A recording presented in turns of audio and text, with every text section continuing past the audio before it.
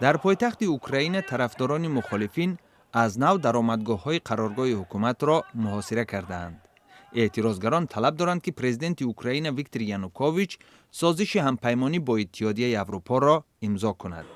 در بخش دیگری کیف طرفداران حکومت گردهمایی خود را تشکیل نمودند که در آن رهبران حزب حاکم منطقه‌های اوکراین شرکت دارند.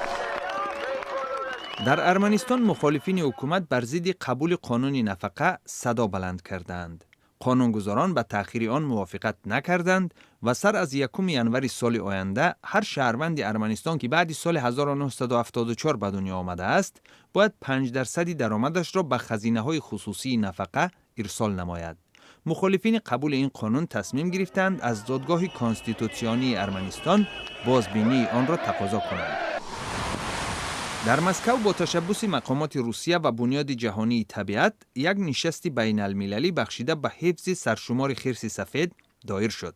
شرکت کنندگان کنفرانس راه‌های حمایت خرس سفید در شرایط تغییریابی اقلیم، زهرآلودشوی محیط زیست این حیوان وحشی، شکار غیر قانونی و استخراج مواد سوخت در منطقه ارکتیکا را بحث می‌کنند.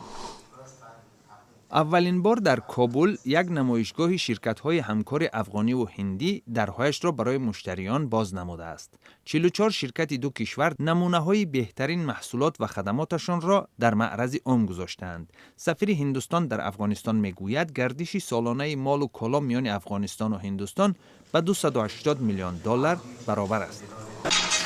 در نزد اداره سازمان امنیت و همکاری اروپا در شهر بیشکک قرقیزستان، حامی حقوق بشر اندروش تاختاناسیروف معرکه اعتراض توسط رقص تشکیل کرده است. او طلب دارد که سابق پرزیدنت قرقیزستان قورمانبک باقیف از بلاروس استرداد شود. بعد برکناری در سال 2010 باقیف با کمک سازمان امنیت و همکاری اروپا قرقیزستان را ترک کرده است. در سالهای ریاست جمهوری باقیف با رقص پولکای ازبکی مشهور شده بود. از این رو اعتراضگران هم درخواست‌هایشان را توسط رقص در میان گذاشتند.